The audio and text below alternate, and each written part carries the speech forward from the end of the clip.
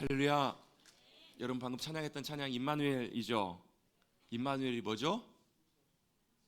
하나님이 우리와 함께 하시다. 하나님이 우리와 함께 하시기 위해서 이 땅에 오셨다. 예수님의 이름을 임마누엘이라고도 이렇게 성경의 마태복음 1장에 보면 이렇게 부르고 있습니다. 천사가 마리아와 요셉에게 아이가 태어날 건데 이름을 처음에는 예수로 하라. 이는 그가 자기 백성을 저들의 죄에서 구원할 뿐이시다. 예수라는 말이 구원자라는 말이에요. 그런데 그리고 나서 그 다음 절에 보면 또 이렇게 말씀하세요.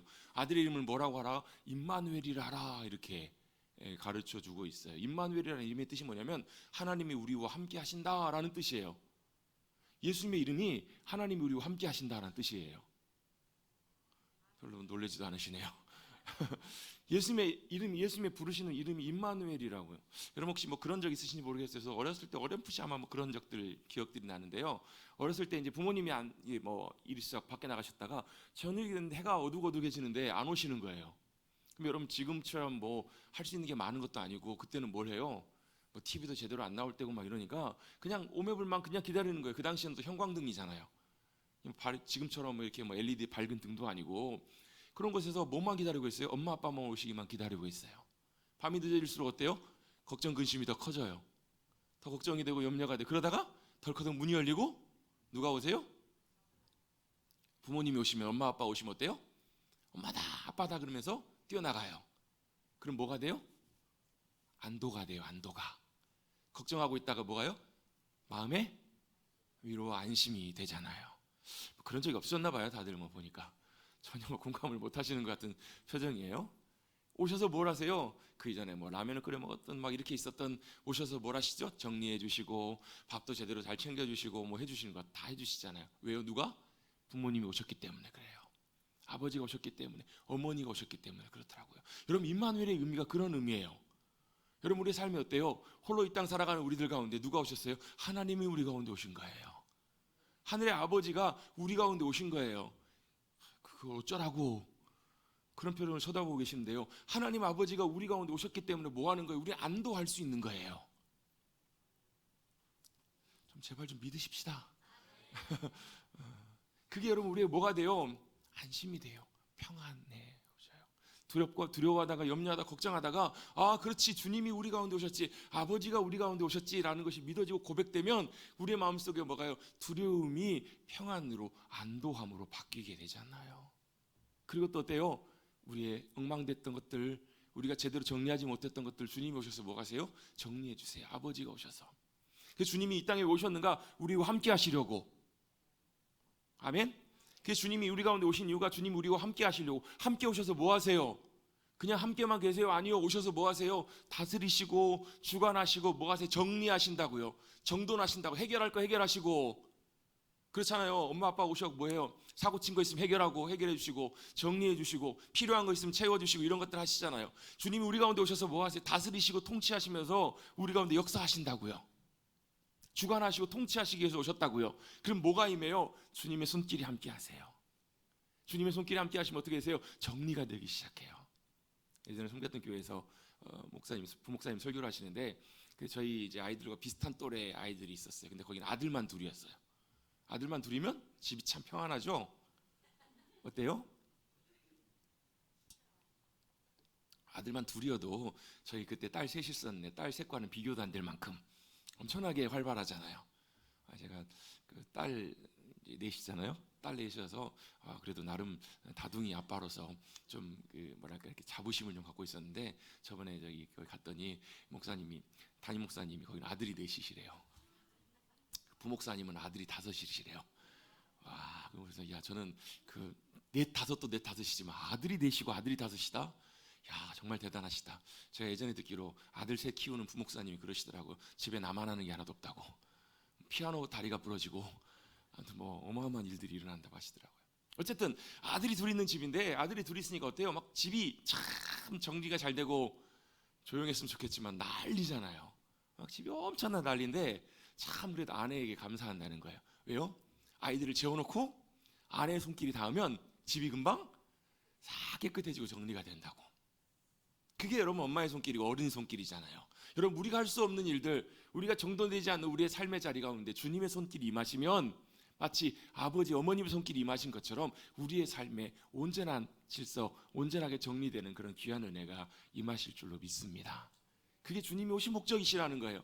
주님 우리 가운데 오셔서 함께 하시려고, 또 우리 가운데 오셔서 뭐 하세요? 다스리시고 주관하시려고. 거기 안에 뭐가 포함되어 있어요? 우리를 건지시고 구원하시고, 우리 하나님의 자녀 삼으시고, 하나님의 거룩한 백성으로 살게끔 붙드시고 세우시고 인도하시고 도우시는 은혜와 능력이 그 안에 다 포함되어 있는 거예요. 그래서 지금은 누가요? 우리와 함께 하시는 성령님께서 우리 가운데 함께 하시면서 그 역할을 대신해 주고 계시는 거예요. 그래서 성령 충만한 삶이 뭐예요? 성령님이 나를 다스려 주시는 거예요. 성령님이 우리 안에 함께 하고 계시는데 어떨 때는요, 뭐가요? 내 생각이 나를 지배할 때가 있어요. 내 마음과 내 감정이 나를 지배할 때가 있어요. 어떨 때는요, 마치 먹구름이 몰려오면 캄캄한 것처럼 내 마음과 생각과 내 영혼이 거기에 지배당할 때가 있어요. 그러시죠? 오늘은 아예 뭐 반을 안 하시기로 작정을 하고 내가 오늘은 눈 하나 깜짝 안 하리라, 그런 마음을 먹고 오신 것 같아요. 한 두세 분만 대답을 하시고 인상 좀 푸세요. 무서워요. 인사를 안 하고 시작해서 그런가? 오늘은 서로 인사를 안 했는데 그냥 넘어갑시다. 오늘은 뭔 얘기하다가 다시 돌아갑시다. 자, 예수님이 이 땅에 오셔서 뭐 하신다고요? 다스리신다고요. 먹구름처럼 몰려오는 삶의 많은 염려와 근심이 우리를 덮을 때도, 여러분 먹구름이 딱 몰려오면 얼마나 여러분 두려워요. 근데 여러분 거기서 뭐가요? 먹구름이 싹 거쳐지면서 햇빛이 쫙 비춰질 때 어떠세요? 저는 개인적으로 참 멋있더라고요. 멋있고 뭐가요? 야, 정말로 저 빛이 참 아름답고 찬란하고 참 좋구나라는 것을 느껴요. 여러분 마음 가운데 여러분 어둠이 가득 덮고 있을 때 빛이신 주님이 빛으로 비추셔서 찬란하게 여러분 마음 가운데 빛이 비춰지면 그 빛이 뭐예요? 생명이에요. 그 빛이 뭐가 돼요? 힘이 되고 위로가 돼요. 왜? 그 이전에는 어둠이 사로잡고 붙잡고 있었으니까. 아니, 성령님이 내 안에 계시는데 여전히 뭐가요? 여전히 세상의 많은 것들이 우리를 지배할 때가 있어요. 내가 좋아서, 내가 사랑해서, 내가 의지해서, 내가 따라가다가 그것이 나를 붙잡고 나를 이끌고 가는 거예요. 그때 누가요? 성령님이 우리의 삶을 주관해 주시기 시작하실 때 그게 뭐예요? 그게 성령 충만이에요. 주님이 오셔서 함께 하시고 주님이 오셔서 다스리신다. 이게 뭐예요? 주님이 함께 하심과 역사하심이라고요. 이걸 뭐라고? 임마누엘이라고 한다고요. 같이 한번 고백해 보십시다. 임마누엘. 뭐예요? 하나님이 우리와 함께 하십니다. 여러분 그 고백이 여러분의 삶의 실제 경험과 고백이 되시기를 간절히 바랍니다. 그냥 교회에서만 임마누엘 하고 뭐 어디 가보면 임마누엘 찬양대도 있고 어디 가보면 뭐 임마누엘 뭐도 있어요. 근데 그게 중요한 게 아니라 그게 여러분 실제가 되는 거예요. 하나님이 우리와 함께 하시려고 하늘 보좌 버리시고 저 높고 높은 별을 넘어서 이 땅 가운데 나를 위해서 우리 가운데 오셨구나. 그리고 나와 함께 하시는구나. 그게 임마누엘이라고요. 또 뭐가요? 오셔서 뭐 하세요? 다스리시고 주관하기를 원하신다고요. 그래서 우리가 항상 우리가 하려고 해서 문제지. 내가 하려고 하고 내가 가다가 넘어지고 깨지고 그래서 문제죠. 성령님 우리 가운데 주관하시고 역사하셔서 다스리실 때 주님의 놀라운 역사하심들과 행하심들과 일들이 일어나게 될 줄로 믿습니다. 그게 뭐예요? 주님의 통치예요. 주님의 다스리심이에요. 주님이 다스리시고 주님이 통치하시면 뭐가 일어나는가? 주님의 질서대로 주님의 일들대로 모든 것들이 정리되기 시작해요. 여러분 그렇잖아요. 지도자가 바뀐다? 지도자가 세워진다? 그럼 뭐가요? 지도자가 해야 될 제일 중요한 일은 뭐예요? 질서를 바로 잡는 거예요. 다시 바로 모든 것들을 원상복귀시키고 잘하는 게 지도자가 해야 될 중요한 역할이라고요. 이 땅에 뭐가요? 혼돈과 어둠이 가득한 세상 가운데 여러분의 삶이 참 질서 있고 평안하고 좋으세요? 아니면 여러 가지 복잡하고 혼란스럽고 막 그런 일들이 많으세요? 네. 그렇죠. 오늘 대답 안 하시기로 작정하셨으니까. 여러분 그렇잖아요. 어제도 막 여러분 막 보셨잖아요. 국회에서 뭐 탄핵안이 가결되고 뭐 이런 일들을 볼 때 여러분 굉장히 혼란스럽고 복잡한 일들이 많이 일어나요. 많은 사람들이 예측하기를 우리가 살아갈 앞날은 더욱더 복잡하고 더욱더 혼란스럽고 더 어려운 일들이 훨씬 많을 거라고. 제가 지난주에 총회에서는 사회봉사부 정책협의회 다녀오면서 거기서 하시는 패널들이, 스피커들이, 강사분들이 하시는 말들이 다 똑같아요. 다 심각한 위기 가운데 있다. 여러 가지 소멸의 위기 가운데 있고 여러 가지 환경적인 위기가 훨씬 더 커질 것이고 우리가 살아가는 세상이 훨씬 더 어려울 거라고요. 그런 얘기들을 하세요. 뭘 해야 돼요? 혼란스럽고 혼돈스러운 모든 상황 속에서 주님이 오셔서 우리의 삶의 질서를 잡아주셔야 돼요. 주님이 오셔서 우리의 삶의 모든 것들을 바로 잡아주셔야 된다고. 여러분 질서가 필요해요? 안 필요해요? 감사합니다. 이제는 대답을 해주시네요. 질서가 필요해. 질서가 없으면 무질서해요. 무질서하면 어떻게 돼요? 혼란과 혼돈이 일어나기 시작해요. 무질서하면 여러분 우리의 모든 것들이 다 뒤죽박죽해지고 여러 가지 위험과 많은 것들이 생긴다고요. 여러분 질서는 누구를 위해서 필요해요? 개인을 위해서도 필요하고 사회와 국가를 위해서도 다 필요해요. 어느 곳에나 다 필요해요. 개인을 위해서도 질서가 필요해요. 개인은 그렇잖아요. 나는 내 마음대로 하면 살면 안 돼? 그렇죠 여러분. 내가 내 마음대로 하고 싶은 대로 하고 살면 참 좋을 것 같죠, 그죠? 감사합니다. 왜요? 내 마음대로 하면 살면 좋을 것 같은데 그렇지 않아요. 우리 삶에도 질서가 필요해요. 여러분 건강하다는 말이 무슨 말이에요? 건강하다? 삶의 몸의 모든 것들이 다 질서 있게 잘 정상적으로 돌아가고 있다는 의미예요. 그죠? 피가 질서 있게 돌아가니까 문제지. 피가 거꾸로 돌아보세요. 어떤 일이 벌어질까요? 피가 거꾸로 솟겠죠? 여러분 심장이 정상적으로 질서 있게 규칙적으로 뛰어줘야 되는데 이게 뛰다 말다 그래요. 자고 있는데 갑자기 심장이 나도 피곤하다고. 야, 나만 평생 뛰어야 되냐? 나도 좀 쉬자 해가지고 심장이 한 2시간 쉬어보세요. 안 되잖아요 여러분. 더 이상 제가 설명 안 하겠습니다. 여러분 피도 정상적으로 돌아야 되고 심장도 정상적으로 뛰어야 되고 우리의 몸에 있는 모든 것 하나하나 머리끝부터 발끝까지 다 질서 있게 여러분 정상적으로 작동해야 여러분 사람이 건강하고 살아있잖아요. 그 질서가 깨져버리면 아파요. 문제가 생겨요. 죽어요. 생명의 위협까지도 느낍니다. 여러분 내가 하고 싶은 대로 다 하고 살면 행복할 것 같은데 마냥 또 그렇지만도 않아요. 여러분 우리의 육신의 건강도 우리의 정서적인 모든 면에서도 여러분 질서가 필요합니다. 질서는 여러분 사회 공동체 자신을 위해서도 필요하고 모든 것 가운데 필요해요. 그 질서가 뭐가 돼요? 규칙이 돼요. 그리고 규칙이 뭐가 돼요? 법이 돼요. 그래서 나라에는 뭐가 있어요? 법이 있습니다. 거의 모든 나라엔 예외 없이 다 법이 있습니다. 그 법이 때때로 우리를 강제하기도 해요. 그 법 때문에 불편하기도 하고 내가 얽매이는 것 같기도 하지만 실상 여러분 그 법이 필요해요? 안 필요해요? 법이 없으면 어떻게 돼요? 무법천지 세상이 되는 거잖아요.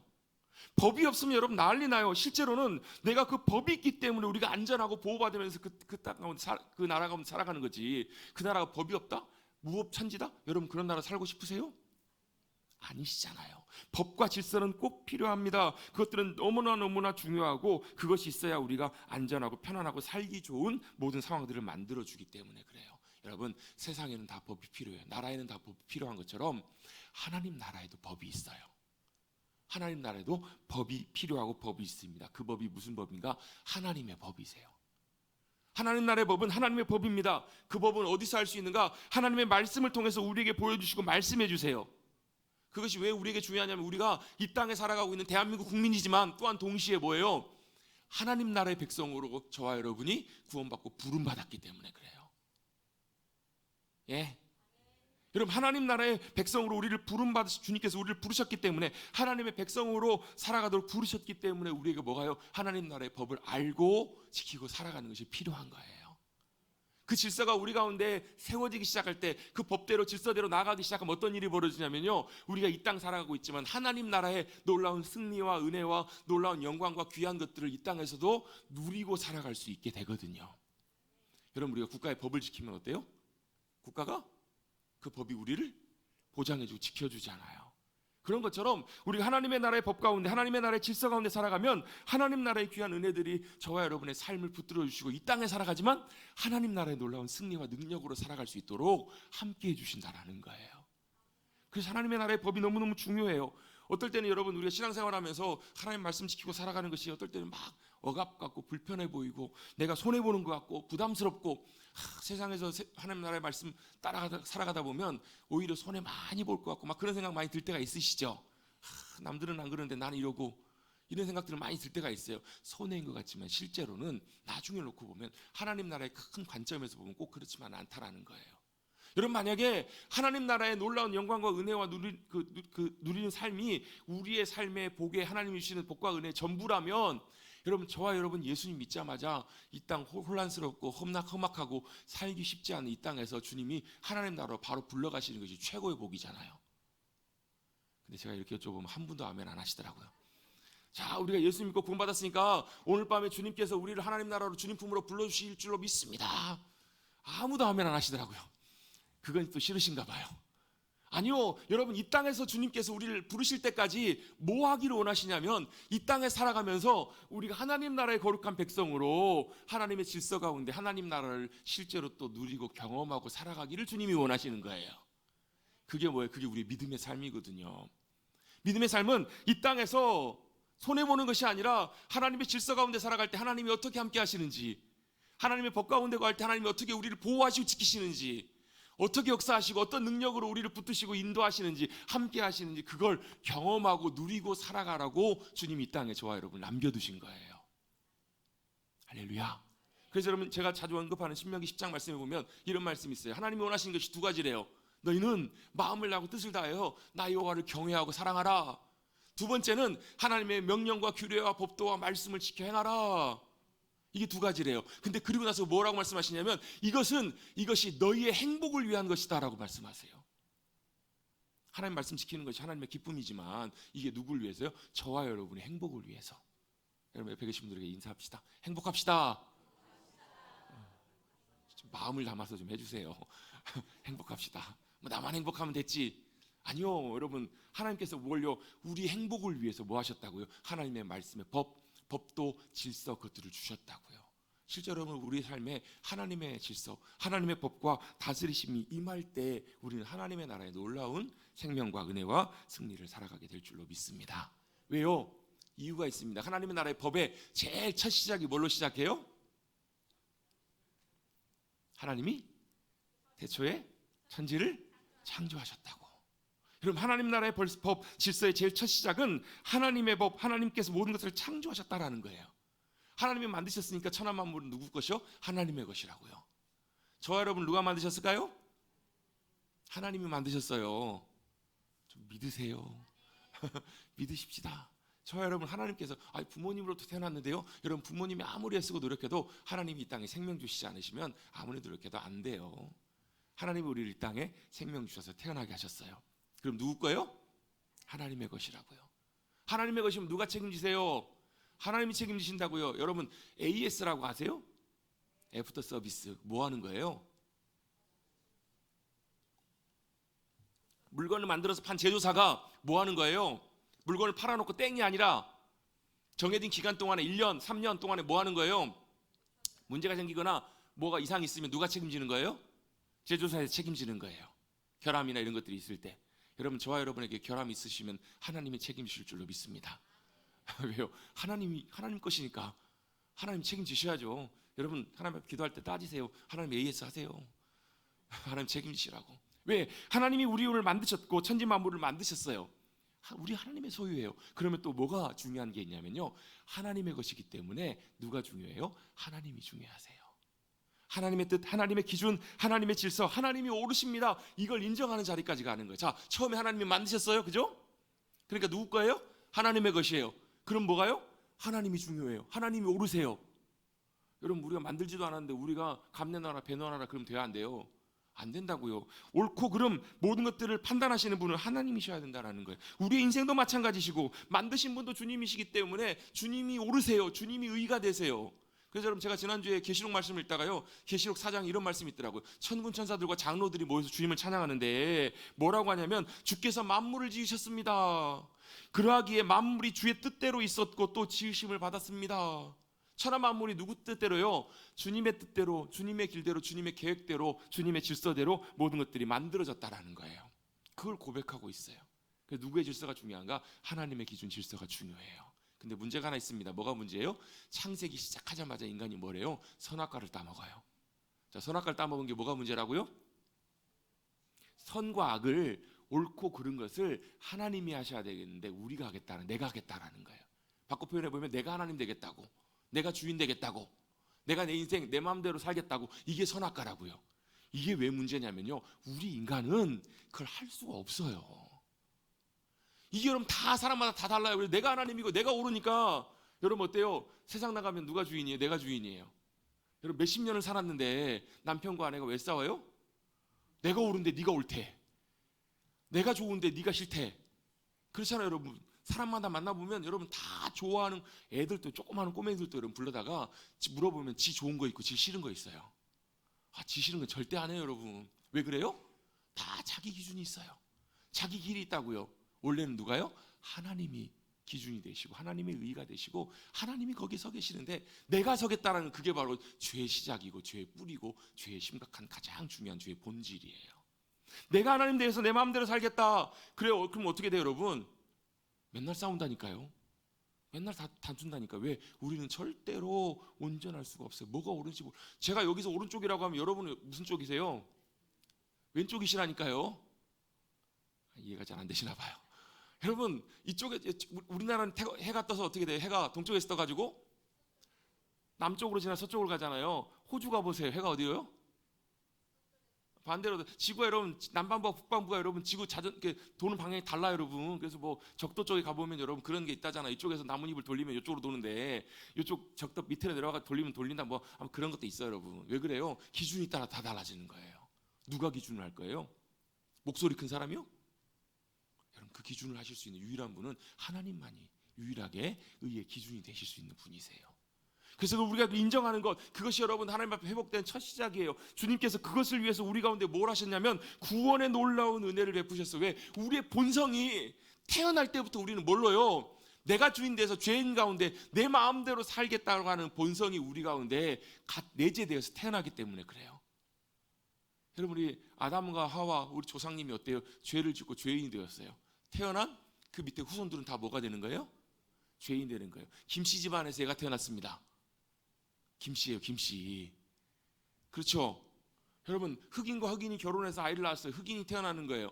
여러분, 죄인된 인간 가운데 아담과 하와 가운데 태어난 그 자손이 뭐가 돼요? 당연히 죄의 본성을 갖고 태어날 수밖에 없는 거예요. 그래서 뭐예요? 내 멋대로 살고 내가 하고 싶은 대로 하고 내가 원하는 대로 내 기준대로 살기를 원하는 그런 본성들이 저와 여러분 우리 모두 가운데 다 있다고요. 그걸 뭐라고요? 죄의 본성이라고 해요. 죄인된 본성이라고 해요. 우리의 타고난 아담적 본성이에요. 그것이 들어온 이후로 끊임없이 죄의 속성들이 계속 이어져 왔어요. 그 본성은 본성이라는 게 여러분 바뀌는 게 아니잖아요, 여러분. 타고난 본성이 잘 바뀌어요, 안 바뀌어요? 잘 안 바뀌어요. 죽어도 잘 안 바뀌어요. 그래서 여러분, 바뀌지 않기 때문에 누가 오셔요? 주님이 오셔서 할 수 없는 죄인의 본성 속에서 벗어날 수 없는 우리를 어떻게 하셨다고요? 구원하셨다고요. 그게 하나님의 복음의 능력이라고 우리는 몇 주 전에 지지난주 살펴봤어요. 하나님의 능력 뭐가요? 복음은 뭐가요? 믿음에서 믿음으로 의에 이르게 한다고. 뭐가요? 복음이 하나님의 능력이 된다고. 죄인을 구원해서 하나님의 자녀되게 하시는 능력이 된다고. 왜? 복음 안에서 예수 그리스도를 믿을 때 어떤 일이 벌어지냐면 나는 죽고 내가 새로 태어나는 거듭나는 은혜를 경험하기 때문에 그래요.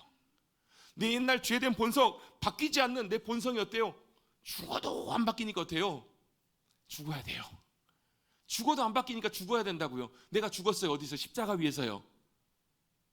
우리 다 십자가에 달리십시다. 달리셨어요. 어떻게? 예수님이 2000년에 달리실 때 이미 저와 여러분을 대신해서 십자가에서 돌아가신 거예요. 달려 죽으신 거예요. 우리가 그것을 실제로 매달리지 않아도 믿고 인정할 때, 동의할 때, 그 주님을 내 마음속에 주님으로 받아들일 때, 모셔드릴 때, 영접할 때 어떤 일이 벌어져요? 내가 죽고 다시 태어나는, 뭘로 태어나는요?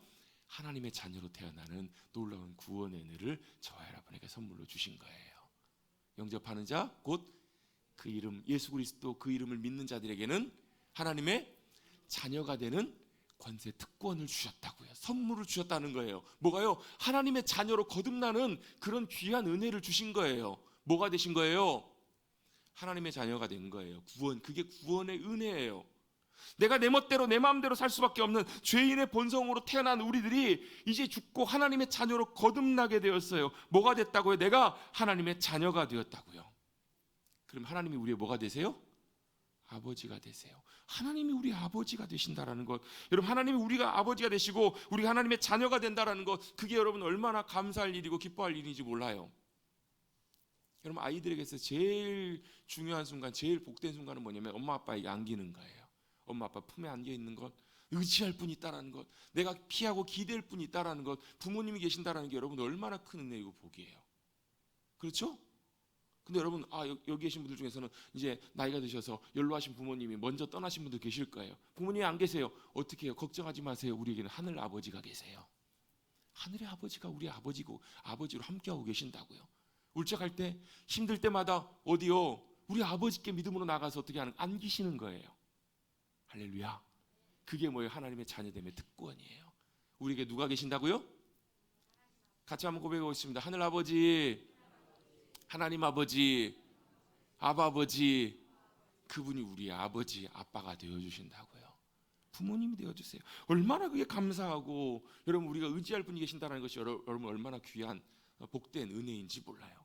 또 우리가 하나님의 자녀가 됐다는 말은 다시금 태어났기 때문에 새롭게 시작할 수 있는 은혜가 있어요. 여러분, 우리 그리스도인에게 주신 하나님의 귀한 선물 중에 하나가 뭐냐면요, 다시 시작할 수가 있어요. 하나님의 은혜 가운데 다시 주님의 기회가 주어져요. 여러분, 우리 인생은 되돌릴 수가 없어요. 그래서 옛날에는 사랑을 쓰려거든 쓰다가 지우개로 지워야 되니까 볼펜으로 써도 요즘은 수정 테이프로 지우면 돼요. 근데 여러분, 그걸 의미하는 게 뭐예요? 되돌릴 수가 없어요. 과거에 있었던 일들은 우리가 되돌리고 싶어도 다시 돌아가고 봐 해도 못 돌아간다고요. 근데 참 감사하게도 우리는 뭘요? 주님 안에서 다시금 새롭게 시작할 수 있는 은혜가 우리 가운데 부어져 있어요. 다시 어떻게 해요? 다시 주님께로 돌아가면 돼요. 다시 아버지께로 돌아가면 아버지께서 우리를 다시 새롭게 해주세요. 더럽혀진 옷을 깨끗한 옷으로 갈아입혀 주시고 우리를 깨끗하게 씻어 주셔서 다시금 새롭게 살아갈 수 있는 귀한 은혜를 믿는 그리스도인들 저와 여러분에게 허락해 주신 줄로 믿습니다. 또 뭐가요? 우리가 뭐가 되는 거예요? 하나님이 우리의 왕이시기 때문에 우리는 뭐가 되는 거예요? 왕의 자녀가 되는 거예요. King's kids. 왕의 아들, 왕의 딸이에요. 왕의 아들과 왕의 딸을 뭐라 그러더라? 그렇죠. 왕의 아들, 왕의 딸로 살아갈 수 있도록 하나님 나라의 왕자로, 하나님 나라의 공주로 살아갈 수 있도록 저와 여러분을 그렇게 구원해 주신 거예요. 그게 여러분 구원의 은혜라고. 여러분, 어깨 좀 펴고 사십시다. 얼굴 좀 피십시다. 왜요? 우리가 뭐라고요? 하나님을 아버지로 모시고 하나님이 다스리신 그 나라의 왕자로, 자녀로 살아가고 있는 존재들이니까요. 그게 왜 중요해요? 우리가 왕자이기 때문에 왕의 특권을 누리고 살아갈 수 있어요. 왕의 권한과 왕의 특권을 우리가 누리고 살아갈 수 있어요. 하나님의 능력이 저와 여러분의 능력이 될 수 있는 그 은혜를 누리고 살아가는 삶, 그것이 바로 귀한 구원받은 믿음의 백성들의 삶인 줄로 믿습니다. 이게 바로 우리가 돌아가야 될 질서의 삶, 회복돼야 될 놀라운 삶의 은혜예요. 근데 문제는 뭐예요? 세상은 그렇지가 않다라는 거예요. 세상은 항상 반대로 갑니다. 세상은 그걸 거부해요. 그게 뭐예요? 그게 죄예요. 그 길들을 반대해요. 그 길을 따라가지 않아요. 그걸 믿고 따라가지 않아요. 그것이 바로 믿지 않는 사람들의 상태라는 것입니다. 그래서 하나님께서 그런 이들을 어떻게 하시는가? 오늘 본문에 보면, 오늘 본문에서 3번이나 주님께서 반복하시는 표현이 있어요. 성경에 보면 내버려 두사, 내버려 두심으로, 내버려 두사, 이 표현들이 3번이나 반복이 됩니다. 하나님께서 어떻게 하셨다고요?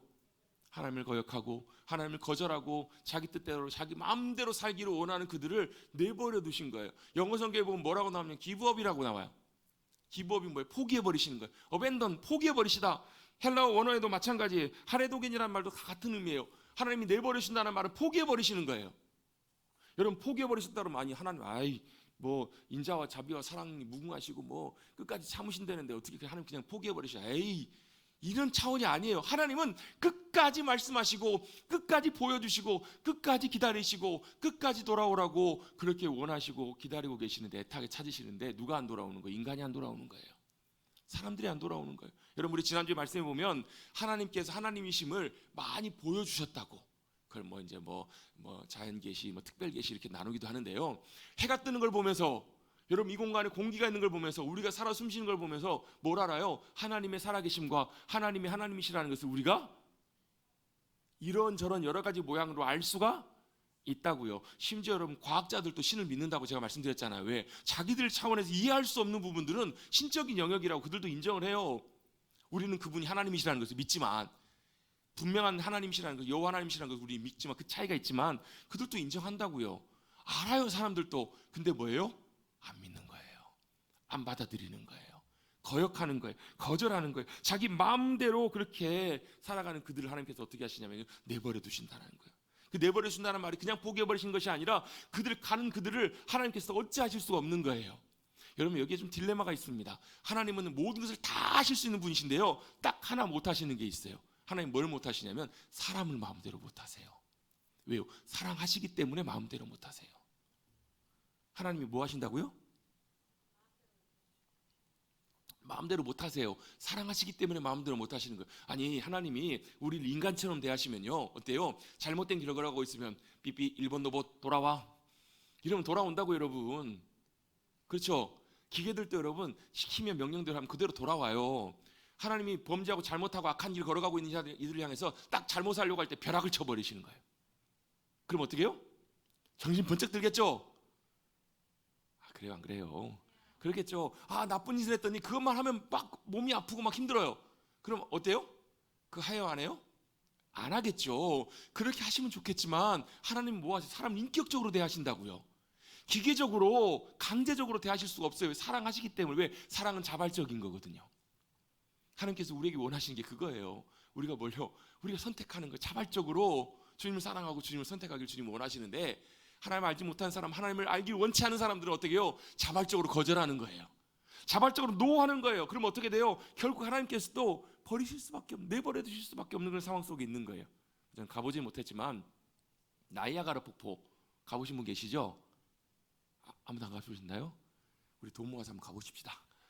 참 좋다고 해요. 나이아가라 폭포. 뭐 미국 쪽에서 보는 것도 있고 캐나다 쪽에서 보는 것도 있는데, 뭐 캐나다 쪽에서 보면 훨씬 더 이제 멋지다고 해요. 근데 그 이제 위에 상류로 또 올라가 보면 거기 이제 나이아가라 폭포 내려오는 물줄기가 이렇게 쭉 내려오는 데가 있나 봐요. 거기 사람들이 이제 그 위에서도 배를 타고 이제 뱃놀이를 하고 노는 그런 사람들이 있나 봐요. 근데 거기에 경고하는 이제 팻말, 깃발 아니면 줄 같은 것들이 이렇게 쳐져 있다고 해요. 그게 세 개로 나눠져 있는데, 첫 번째는 뭐냐면 여기 넘어가면 노저어서 가는 배는 못 돌아옵니다. 그 말은 무슨 얘기예요? 노를 저어서 갔을 때 이제 더 이상 내려가면 그 물살의 힘에 의해서 쓸려 내려간다는 거예요. 두 번째 팻말에는 뭐라고 써있냐면, 모터 엔진을 갖고 있는, 그러니까 배 중에서 보면 뭐 오토보트나 뭐 이렇게 엔진으로 돌아가는 배들 있잖아요. 그건 훨씬 힘이 세잖아요. 여기까지가 한계입니다. 여기 넘어가면 엔진 있는 배도 못 돌아옵니다. 마지막 세 번째 경계에 써있는 경계 깃발 거기 그 줄에는 이렇게 써있다고 합니다. 여기가 강을 거슬러 올라갈 수 있는 마지막 지점입니다. 그 말은 무슨 얘기예요? 거기 넘어가면 이제는 죽는다는 거예요.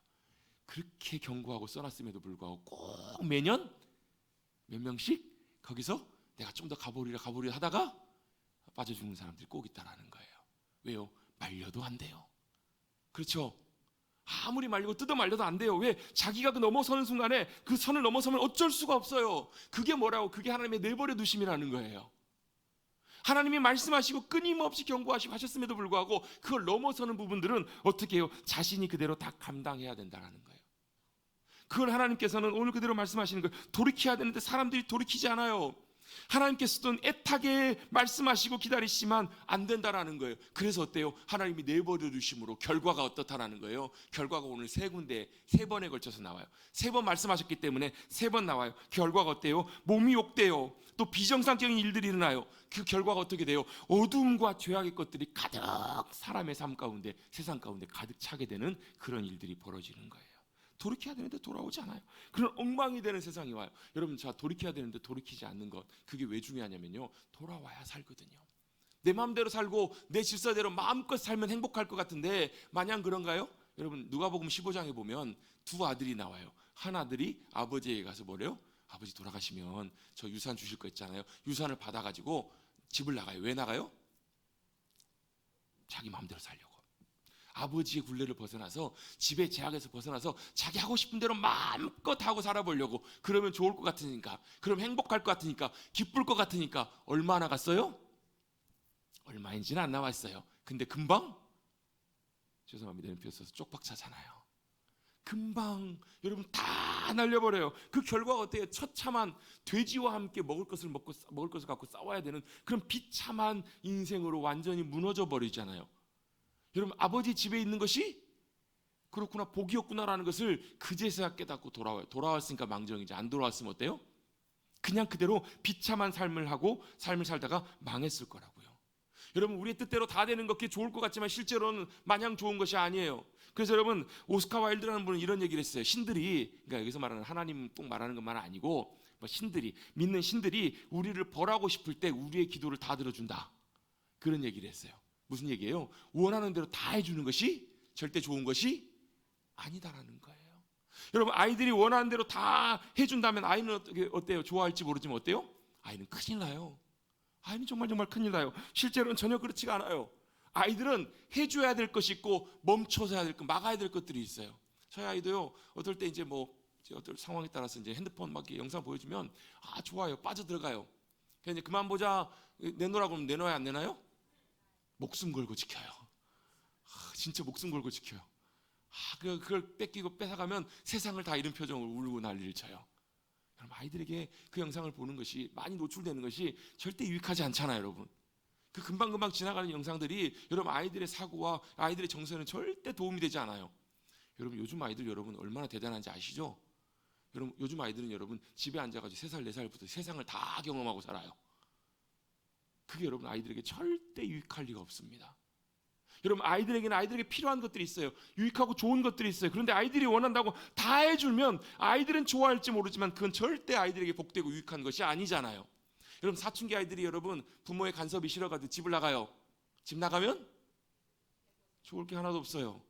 깨닫고 돌아오면 다행이지만 망정이지만 깨닫지 못하고 여러분 계속 그런 삶을 산다면 그 아이의 인생은 결국 방황하다가 방탕하고요. 결국 그러다가 망할 수밖에 없는 그 삶으로 이어질 수밖에 없어요. 여러분 우리 삶도 마찬가지입니다. 하나님의 질서, 하나님의 기준, 하나님의 선, 하나님의 말씀 그 길들을 따라가는 것 그것이 여러분 우리에게 유익하고 복된데 그걸 거절하고 우리 마음대로 살겠다고 하면 하나님께서 어쩔 수 없이 내버려 두셔야만 할 때가 있어요. 그 결과가 어때요? 그 결과는 참으로 안타깝고 결과가 비참해요. 그 결과가 무엇인가? 첫 번째 결과는 뭐냐면 하나님을 하나님으로 모시고 살지 않아요. 하나님을 하나님으로 모시고 살지 않으면 뭐가 우리의 삶의 주인이 되는가? 마음의 정욕이 우리의 삶의 주인이 됩니다. 하고 싶은 대로 하고 산다고요. 하고 싶은 대로 마음대로 살아요. 그럼 어떤 일이 벌어지냐면 24절 말씀에 보시면 그들의 몸을 서로 욕되게 하느니라 이렇게 표현되어 있어요. 여러분 정욕의 마음대로 원하는 대로 살면 어때요? 결국 좋을 것 같지만 마지막은 어떻게 패가 망신하잖아요. 자기 원하는 대로 마음대로 살면 결국 여러분 그것이 자기를 완전히 망가뜨리고 무너뜨려요. 여러분 정욕대로 사는 것, 내 마음대로 내 욕심대로 사는 것이 절대 여러분 우리의 유익과 복이 아니다라는 거예요. 그것이 정말 중요하지 않아요. 우리의 정욕대로 하나님께서 내버려 두셨을 때 우리의 삶이 완전히 무너져요. 그래서 뭐가요? 피조물을 조물주보다 더 경배한다고요. 그 말은 무슨 얘기냐면 하나님이 우리 하나님이셔야 되는데 하나님 자리에 뭐가 있어요? 피조물이 있어요. 어떤 경우에 돈이 있기도 하고요. 어떤 경우에 사람이 있기도 하고요. 어떤 경우에 다른 것이 있기도 해요. 근데 그게 뭐가 문제냐 싶은데요. 그것이 우리를 절대 책임져 주지 못해요. 그리고 그것이 우리가 하나님의 놀라운 구원의 은혜를 힘입는데 제일 방해돼요. 그래서 여러분 10계명의 첫 번째 계명이 뭐예요? 너는 하나님 외에는 나 외에는 다른 신을 섬기지 마라. 다른 신을 의지하지 마라. 왜? 그것은 헛된 것이니까. 그건 절대 우리의 생명과 복이 아니기 때문에 그렇다라는 거예요. 진짜 우리가 찬양하고 섬겨야 될 분이 누구신가? 하나님이시라는. 여러분 사람은요 그런 분이 계세요. 나는 무신론자인데요. 나는 하나님 안 섬기고 아무 종교도 안 믿는데요. 그런데요 무신론자라는 건 존재하지 않아요. 왜? 사람은 본성적으로 만들어지기를 누군가를 섬기고 의지하도록 그렇게 만들어졌어요. 왜? 여러분 이사야 43장 말씀에 보면 하나님 사람을 만드신 목적과 이유가 뭐라고 말씀하시냐면 하나님을 찬송하려고, 하나님께 예배하고 하나님을 섬기도록 하나님께서 만드셨기 때문에 그래요. 근데 하나님을 빼버리면 하나님 자리에 그 자리가 없으면 뭐가 다른 것이 반드시 대체한다고요. 다른 것이 대체하면 내가 그 섬기는 것에서 그치는 것이 아니라 그게 나를 끌고 가요. 그게 나를 이끌고 간다고요. 그게 채워지지 않으면 만족이 없어요. 여러분 그렇잖아요. 뭐 저는 안 해봐서 모르지만 마약 같은 거 하시는 분들 그렇죠? 처음에는 어때요? 그게 좋아서 하지만 결국은 그게 채워지지 않으면 견딜 수가 없다고. 그게 결국은 어떻게 돼요? 결국 거기에 완전히 인생이 완전히 무너져 버리잖아요. 정욕도 마찬가지고 그래요. 하나님이 계셔야 될 자리, 하나님이 계시지 않으면 다른 것이 거기에 있는 것이 우리의 영혼을 망가뜨리고 우리의 삶을 완전히 무너지게 한다는 거예요. 그게 바로 하나님께서 내버려 두심의 첫 번째 비극이에요. 두 번째 비극은 뭔가 그런 일들 때문에 어떤 일이 벌어지냐면요, 하나님이 그들을 가만 내버려 두셔서 부끄러운 욕심 가운데 내버려 두셔서 뭐가 생기냐면 하나님의 순리와 질서를 영리로 바꿔버린다라는 거예요. 질서를 어떻게 자기 마음대로 바꿔버리기 시작해요. 그러면서 오늘 본문에 드는 예가 그겁니다. 남자가 남자를, 여자가 여자를. 이거 뭐예요?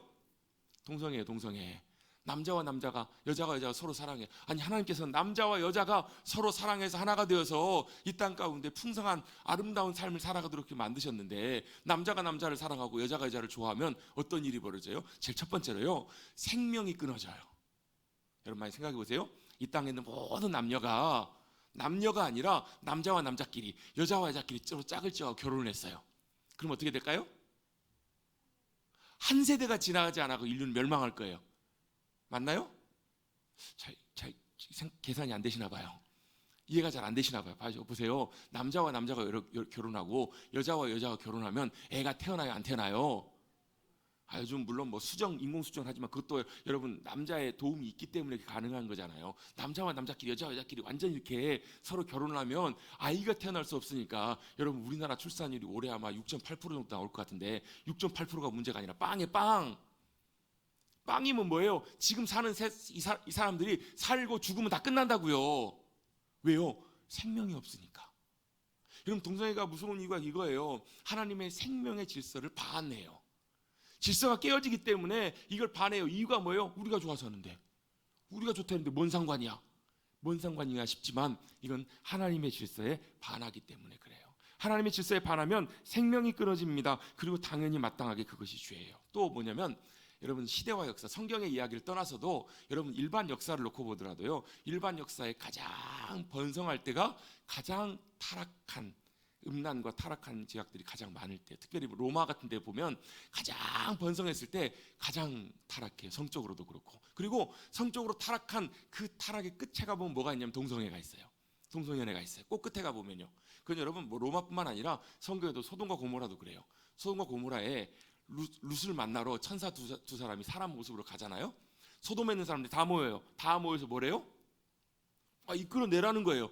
빨리 잡아내라는 거예요. 뭐 하려고? 우리가 상관하리라. 그게 뭐예요? 관계하겠다는 거예요. 그게 뭐예요? 그 당시에도 동성애가 있었어요. 여러분, 소돔과 고모라뿐만 아니라 성경 읽다 보면요, 여러 군데 나와요. 사사기 19장, 20장, 21장에도 나오고요. 또 어디도 보면 막 열왕기상, 열왕기하에도 보면 막 남창 이렇게 이게 다 나와요, 여러분. 그런 내용들이, 동성애하는 내용들이 뭐 르호보암 왕 때도 나오고요. 여러 군데 나와요. 그 얘기는 무슨 얘기냐면, 동성애와 같은 그런 하나님의 질서를 반하는 그런 죄악들은 영적으로 문제가 있는 심각한 타락의 시대 가운데 언제나 등장해 왔던 죄의 결과들하는 거예요. 제가 이 말씀을 드린 이유가 있습니다. 동성애는 분명한 하나님의 죄인데, 그 동성애가 그 죄이고 문제이기 때문에, 심각한 문제이기 때문에 그 문제 해결하고 그거 없앤다고 문제가 해결된 것이 아니라는 얘기예요. 그 문제가 왜 생기게 됐는가? 그 시작이 어디서부터요? 하나님의 질서를 어기고 우리의 정욕대로, 우리가 원하는 대로 마음대로 하기 시작한 죄의 시작부터 시작돼서 그런 결과까지 나아가게 된다는 얘기예요.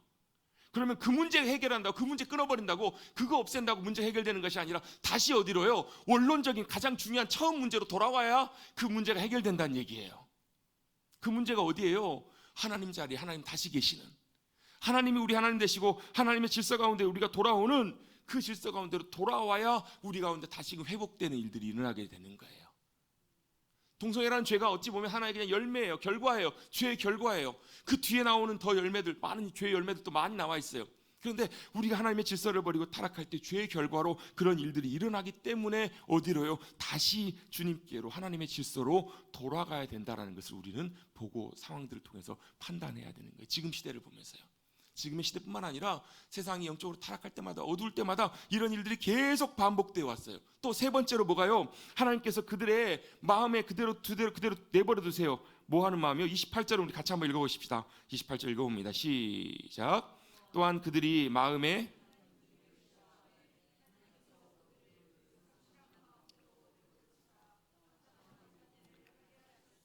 아멘. 그들이 마음에 뭘요?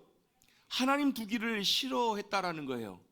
여러분, 하나님 믿지 않는 사람들은 하나님 인정하지 않아요.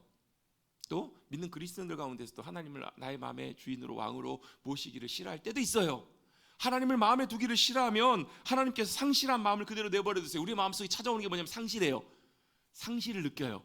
그래서 아닌 것 같은데 세상에 많은 사람들은 엄청난 큰 상실감 가운데 살아요. 그걸 뭘로요? 때때로는 술로 그걸 풀기도 하고요, 때때로는 유흥으로 풀기도 하고, 다른 재미와 즐거움들로 그걸 채워보고 많이 노력을 해요. 근데 우리의 영혼의 상실은 하나님으로만 채워져요. 하나님으로만 고쳐질 수 있다고. 여러분, 상실감이 드시고 마음이 어렵고 그러시면요, 누가 필요해요? 주님이 필요하신 거예요. 주님이 여러분 가운데 다시 오셔서 역사하시고 회복시켜 주셔야 돼요. 그게 아니고 우리가 계속 거부하고 하나님 두기를 싫어하면 상실한 마음에 그대로 내버려 두세요. 그래 어떻게 돼요? 합당치 못한 일을 한다고. 합당치 못한 일이란 말은 하나님의 앞에 합당치 못한 일이기도 하고요, 사람이 사람으로서도 합당치 못한 삶을 살아요. 그 말은 뭐라고요? 사람이 사람답지 못한, 사람 구실 그래요. 맞습니다. 사람이 사람답지 못한 삶을 산다고요. 그게 뭐예요? 죄악들이에요.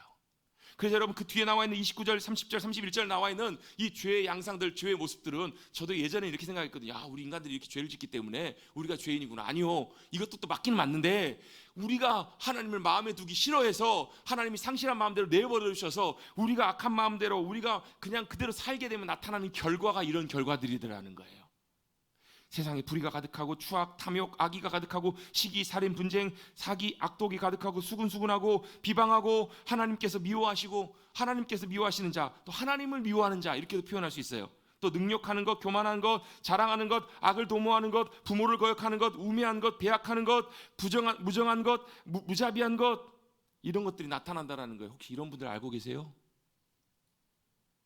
모르세요? 이런 분들 혹시 알고 계세요? 이렇게 살아가시는 분, 이게 우리가 살아가는 삶의 지금의 모습들이에요. 이런 죄악들이 가득한 세상을 우리가 살아가고 있어요. 또 우리 안에도 이런 연약한 모습들 참 많이 있어요. 그게 바로 하나님의 내어두심의 버리고 심판이에요. 그런데 결론입니다.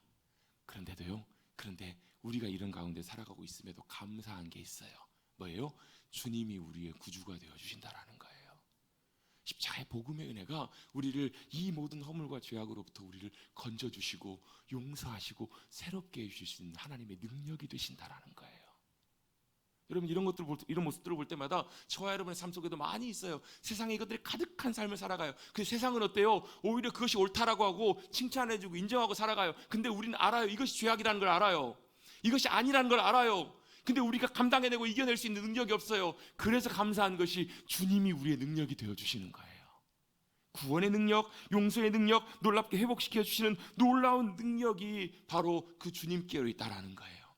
그래서 여러분, 이 모든 죄악의 결과들은 어디서부터 시작한다고요? 하나님을 마음에 두기 싫어하는 그 불신앙에서부터 시작해요.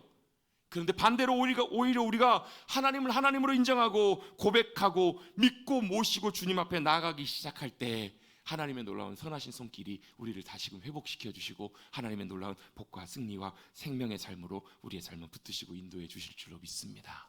그래서 감사할 수 있어요. 그렇구나, 주님이 우리 가운데 계시는구나. 그리고 주님을 모르는 마음에서 주님을 알고 하나님을 아버지로 모시고 살아가는 마음으로 저와 여러분의 심령을 변화시켜 주셨잖아요. 여러분, 하나님을 아시죠? 여러분, 하나님을 아버지로 고백하실 수 있으시죠?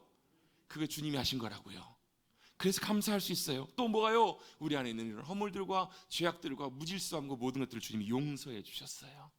그리고 또 어떻게 해요? 우리가 우리의 힘으로 살아가는 것이 아니라 성령님의 능력으로, 주님의 능력으로 살아갈 수 있도록 저와 여러분 가운데 주님이 함께해 주고 계신다라는 거예요. 할렐루야. 그게 바로 주님의 복음의 은혜이고 능력이라는 것임을 여러분 꼭 기억하시고, 세상이 흘러가는, 그래서 하나님이 세상을 마음대로 내버려 두셔서 결국은 심판과 멸망 가운데 거할 수밖에 없는 그들, 나이아가라 폭포에 떨어질 수밖에 없는 그들, 그러한 삶을 살아가는 우리들을 주님이 건지셔서 새롭게 하시고 하나님의 자녀 삼으시고 복된 승리하는 삶을 살아갈 수 있도록 인도해 주신 주님께 감사하시는 저와 여러분 되시기를 주님의 이름으로 축원합니다. 그 주님이 저와 여러분의 임마누엘 구주가 되십니다. 아멘. 그렇게 믿고 감사하실 수 있는 우리 모두가 되시기를 간절히 다시 한번 주님의 이름으로 축복합니다. 하나님 감사합니다.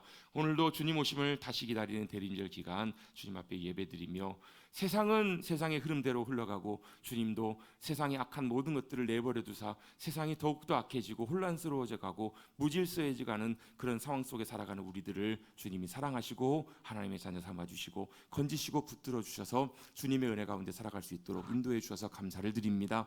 여전히 연약하지만 우리 가운데도 죄의 열매들이 많이 있지만 그럼에도 주님이 우리의 주님이 되시고 주님의 은혜와 능력 의지에 살아갈 수 있도록 불러주신 줄로 믿사오니, 그 은혜 가운데 주님을 나의 하나님으로 모시고 주님 믿음으로 붙들고 의지하여 순종하여서 주님의 질서 가운데 승리하고 살아가는 우리 모두가 되게 하여 주시옵소서. 늘 함께 하시고 빛으로 비추시고 역사해 줄 것을 믿사오며 감사드리며 예수님의 이름으로 기도드리옵나이다.